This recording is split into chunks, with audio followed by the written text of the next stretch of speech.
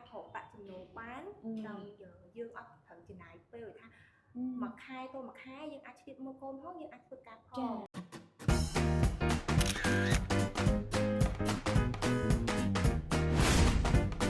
បន្ទាប់ពីនៅមកខ្ញុំក៏ពិវត្តខ្លួនឯងឲ្យតែខ្ពស់ឡើងទៀតទៅក៏បានចូលប្រកួត Miss Universe ចប់នៅក្នុង Top 10 នៅ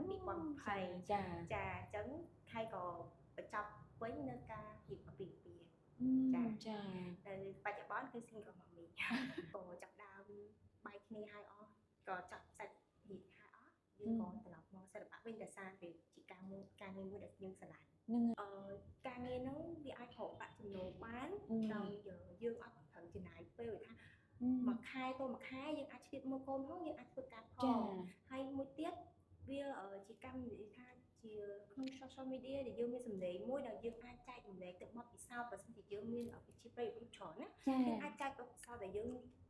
ទទួលបានពីមុនមកមកយើងអាចចែករំលែកគាត់បានអញ្ចឹងវាទូលំទូលាយសម្រាប់សិល្បៈ